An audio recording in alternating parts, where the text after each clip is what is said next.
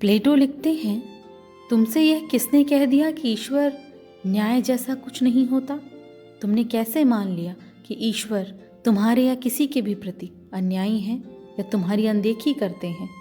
ईश्वर ने सबके लिए एक ही नियम बनाया है, अच्छा करोगे अच्छा पाओगे, बुरा करोगे बुरा पाओगे।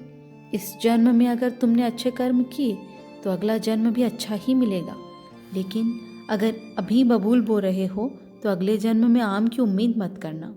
जो जैसा होता है उसे वैसे ही साथी मिलते हैं, वैसी ही परिस्थितियाँ मिलती हैं, वैसा ही जीवन मिलता है, और इस नियम का न कोई अपवाद हुआ है और ना ही कभी होगा।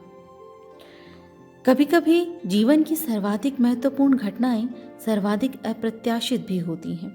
वे इतने दबे पांव आती हैं कि हमें आभास तक नहीं होता कि ऐसा कुछ होने वाला है। पर ऐसा कैसे संभव है कि आपके जीवन में आमूलचूल और क्रांतिकारी बदलाव आने वाले हों और आपको उसकी भनक तक ना लगे? बड़े बदलाव कोई रातों रात तो नहीं होते, उनकी पृष्ठभूमि तो लंबे समय से तैयार हो रही होती है, जिसके संकेत भी समय समय पर मिलते रहते हैं। तो फिर कभी कभी हम इन संकेतों को पकड़ने से चूक कैसे जाते हैं? इसका जवाब हमारे मनोविज्ञान में छिपा है। हमारी चूक की सबसे बड़ी वजह होती है सत्य के प्रति अस्वीकार का भाव। कोई चीज़ ठीक हमारे सामने मौजूद है, पर हम उसे देखकर भी अनदेखा कर रहे हैं, क्योंकि हम उसे देखना नहीं चाहते, क्योंकि हम नहीं चाहते कि ऐसा कुछ हो, या फिर हमारे पूर्वाग्रह हमें यकीन नहीं करने दे रहे होते कि ऐसा कुछ हो सकता है। हमारा आग्रह सत्य देखने या जानने का नहीं होता, हम केवल वह देखना या सुनना चाहते हैं जो हमें सही या अच्छा लगता है, और जो हमें अच्छा नहीं लगता उसे हम देखकर भी नहीं देखते। इसीलिए भविष्य के स्पष्ट संकेतों को भी समझने से हम चूक जाते हैं। हालांकि इसके अलावा भी कई वजह हो सकती हैं, मसलन शारीरिक, मानसिक, भावनात्मक थकान, ध्यान भटकाने वाली दुनिया भर की बातें, बाल की खाल निकालने की आदत, और अपने अतीन्द्रिय बोध या इंट्यूशन पर भरोसा न करना, जीवन की वास्तविकताओं से भागने की आदत, वगैरह वगैरह। पर ये सभी सहायक वजह ही होती हैं अक्सर। मूल वजह तो सच का स्वीकार ही है, अस्वीकार ही है। लेकिन यह इंसान की खुशकिस्मती ही कही जाएगी कि उसके शुतुरमुर्ग बन जाने से उसकी नियति को कोई फर्क नहीं पड़ता। आप देखना चाहें या न चाहें, आपकी नियति उस चीज़ को आपके सामने ला कर रहती है, जिसका सामना करना आपके लिए ज़रूरी होता है। आपकी दूर की नज़र भले ही कमज़ोर हो, पर आपकी नियति सब कुछ साफ देख सकती है और उसी के मुताबिक काम करती है। डॉक्टर कहते हैं कि एलिजाबेथ और पेड्रो अलग अलग जिंदगियां जी रहे थे अपने अपने हाल में, और अलग अलग ही वे अपने अपने पूर्व जन्मों से परिचित हो रहे थे, उन जन्मों से जो उन्होंने एक दूसरे के साथ जिए थे। इस जन्म में वे न तो एक दूसरे को जानते थे और न ही कभी पहले टकराए थे। दोनों अलग अलग देशों के रहने वाले थे, अलग अलग संस्कृतियों में पले बड़े थे। बेशक दोनों का डॉक्टर मैं ही था, पर कभी इत्तेफाक से भी ऐसा नहीं हुआ था कि उन दोनों के सत्र एक ही दिन पड़े हों। वे मेरे लिए दो अलग अलग मरीज थे और मैं उन्हें बिल्कुल उसी तरह ले रहा था। उनके बीच किसी भी तरह का कोई पास्ट कनेक्शन हो सकता है, इसका संदेह मुझे कभी हुआ ही नहीं। अब मैं आपको बताता हूँ कि आखिरकार कब और कैसे मुझे इस अद्भुत प्रेम कहानी के अस्तित्व का भान हुआ, कैसे मैं अंतिम निष्कर्ष पर पहुंचा और कैसे मैंने नियति द्वारा सौंपी गई अपनी भूमिका का निर्वाह किया। एक शाम मैं किसी काम में व्यस्त था कि अचानक मेरे जहन में बिजली की तरह कौंधा, एली, अरे हाँ, यह तो एलिजाबेथ ने कहा था, और जैसे सारी धुंध छट गई।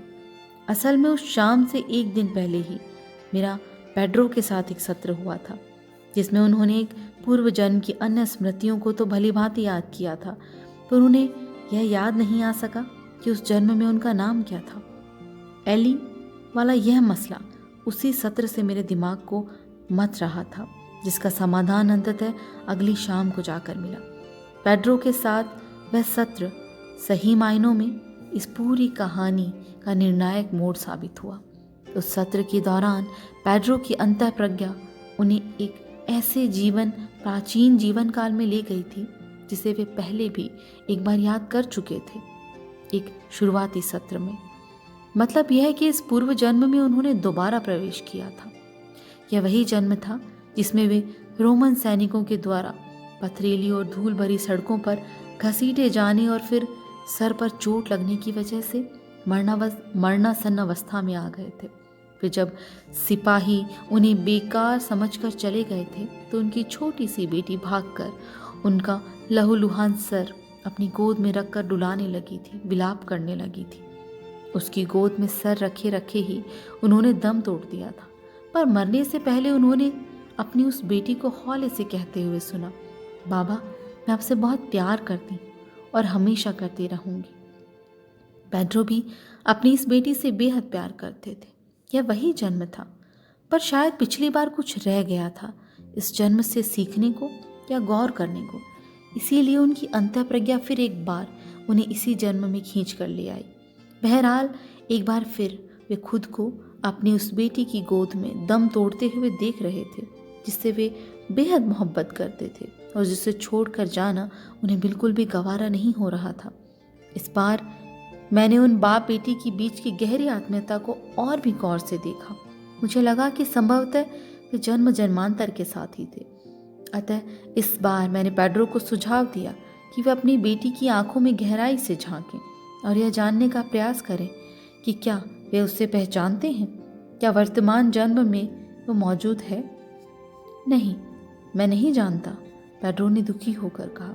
मुझे लगा ऐसा न हो कि इस दुख की वजह से उनका ध्यान भंग हो जाए और वे उस जन्म को पूरी तरह खंगाले बिना ही बाहर आ जाएं। अतः उनकी तवज्जो वापस उस जीवन काल में लौटा लाने के उद्देश्य से मैंने पूछा, अच्छा यह बताइए कि आपका नाम क्या है। वे कुछ देर सोचते रहे, फिर बोले, मुझे नहीं पता। मुझे लगा कि अपनी बेटी को पहचानने में नाकाम रहने वाली बात से सचमुच उनका ध्यान बट गया था, इसीलिए वे ठीक से ध्यान केंद्रित नहीं कर पा रहे थे।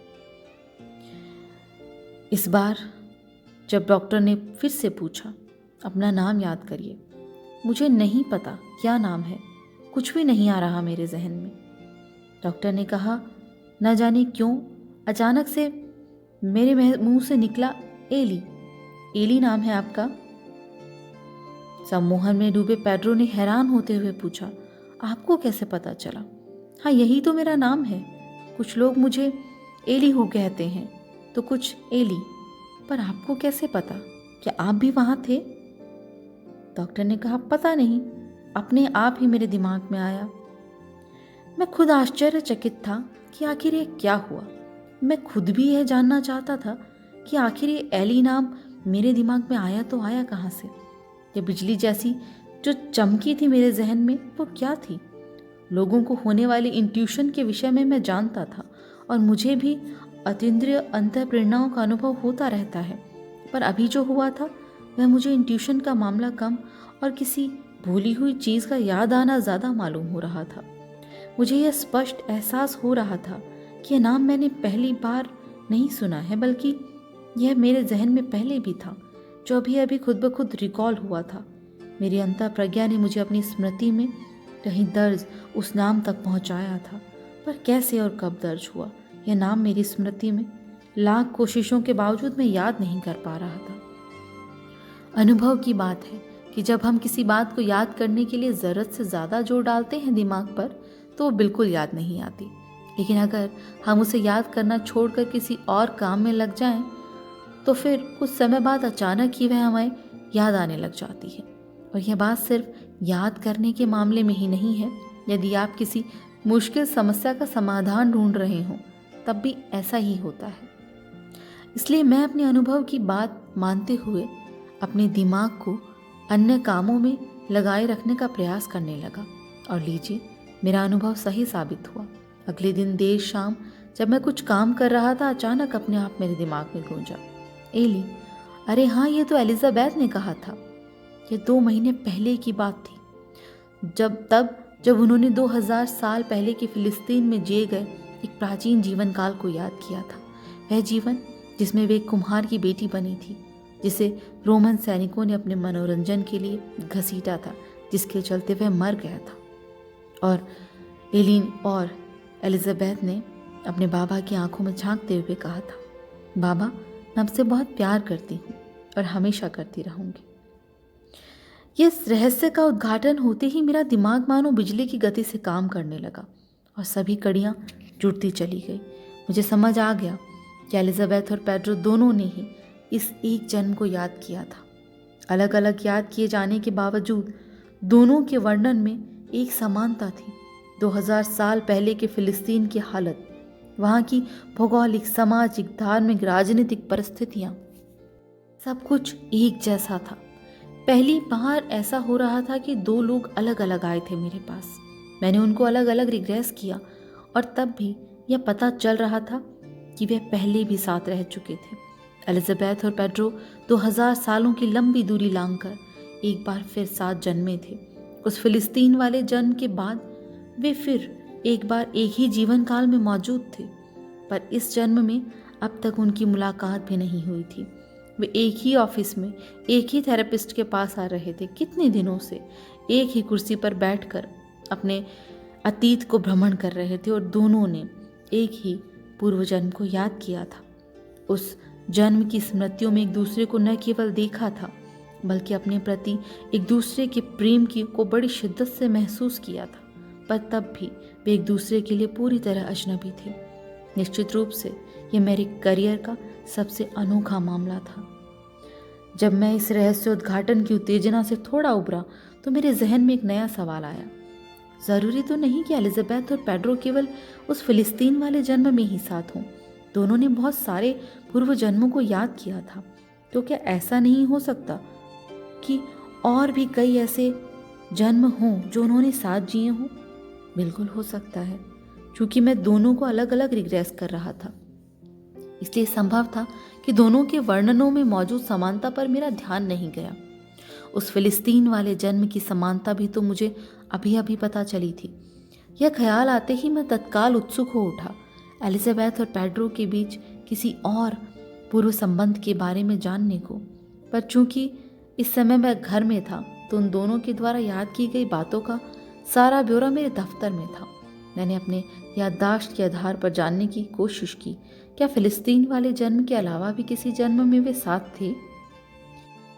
तभी एक और विचार मेरे जहन में आया, कहीं ऐसा तो नहीं कि एक दूसरे के देखे सभी या ज़्यादातर जन्मों में वे दोनों मौजूद रहे हों, पर चूंकि वर्तमान जन्म में उन दोनों ने अभी तक एक दूसरे की शक्ल नहीं देखी थी, इसीलिए वे एक दूसरे को पहचान नहीं पा रहे थे।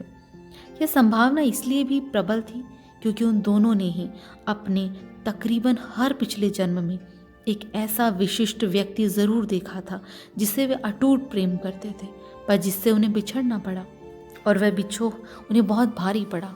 मतलब यह कि लगभग हर जन्म में उनका एक अति प्रिय आत्मा से मिलने और फिर बिछड़ जाने का सिलसिला सामने आया था। कौन जाने, अगर वे दोनों इस वर्तमान जन्म में एक दूसरे से परिचित होते, एक दूसरे को एलिजाबेथ और पेड्रो के रूप में पहचानते, तो अपनी उस अति प्रिय आत्मा की पहचान एक दूसरे के रूप में ही करते। बिल्कुल बिल्कुल ऐसा हो सकता था।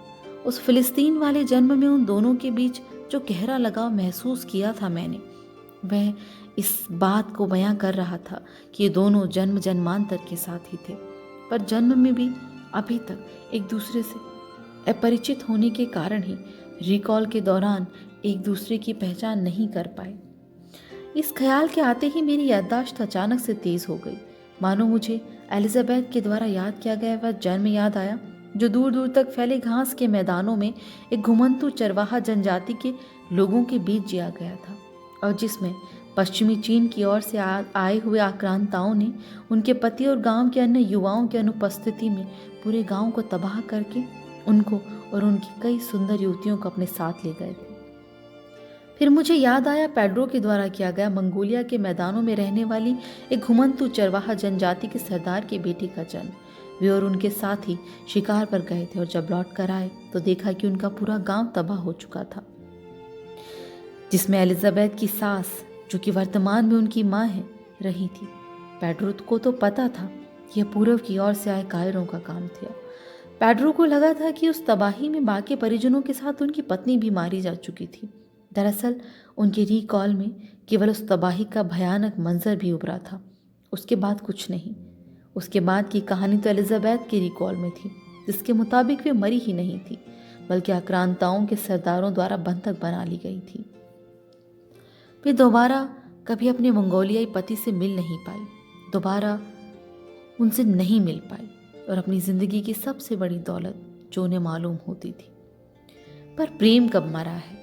अब भी वही है, लंबी नदी पार करके एक बार फिर वहीं आ पहुंचे हैं। लेकिन समस्या यह थी कि उन दोनों को ही इस बात की खबर नहीं, केवल मुझे पता था। अब मेरे सामने स्पष्ट रूप से 2 जन्म ऐसे थे जो एलिजाबेथ और पेड्रो ने साथ साथ जिए थे, एक पिता पुत्री के रूप में, तो दूसरा बचपन के मित्र प्रेमी, और आखिर को पति पत्नी के रूप में। या यह कहना बेहतर होगा कि 2 जन्म ऐसे थे जो दोनों ने याद किए थे। अगर वे इस जन्म में एक दूसरे को पहचानते होते तो शायद जन्मों में भी हर जन्म में साथ साथ जीने का खुलासा हो पाता। कौन जाने ऐसे और कितने जन्म रहे होंगे जिनमें दोनों ने अपने प्रेम से एक दूसरे के हृदयों को उपचारित किया होगा। अतीत को भले ठीक ठीक कुछ कहा न जा सकता हो, पर वर्तमान तो एकदम साफ था। वे दोनों फिर एक बार साथ साथ जन्मे थे, दोनों ही अकेले थे, खूबसूरत और सफल होने के बाद भी। दोनों ही अपनों को खोने को लेकर बेहद दुखी थे। दोनों को ही अपने जीवन में प्रेम की भारी कमी महसूस हो रही थी, किसी ऐसे व्यक्ति की कमी जिसे वे पूरे मन से चाह सके। बावजूद इसके दोनों को किसी से भी गहराई से जुड़ने में असमर्थ पा रहे थे वे खुद को। मैं अब समझ सकता था कि वास्तव में उन दोनों को एक दूसरे की तलाश थी, इसीलिए उन्हें कोई और जचता नहीं था। लेकिन फिर वे अभी तक एक दूसरे से मिले क्यों नहीं? मिलते कैसे? उन्हें तो इस रहस्य के बारे में कुछ पता भी नहीं था। पता तो था बस मुझे। मैंने यह तय कर लिया था कि मैं इन दोनों बिछड़े प्रेमियों को मिलाने की अपनी जिम्मेदारी निभाऊंगा। अगर नियति चाहती है कि मैं बीच में आऊं तो मैं ज़रूर आऊंगा। अगर नियति ऐसा नहीं चाहती होती तो मुझे इस कनेक्शन का पता चलता ही नहीं कभी। उन दोनों को ही इसी तरह मैं अनजान बना रहता अब तक। लेकिन हाँ, ऐसा करते हुए मैं अपनी ओर से पूरी सावधानी बरतूंगा और उनकी फ्री विल में न्यूनतम दखल की रणनीति अपनाऊंगा। ये मैंने तय किया। आज के लिए बस इतना ही। हो सके तो ज़्यादा से ज़्यादा लोगों तक ये मैसेज पहुंचाएं जिन्हें ज़िंदगी के रहस्य जानने की ज़रूरत है, जिन्हें ज़िंदगी के लिए अपना नज़रिया बदलने की ज़रूरत है। Thank you.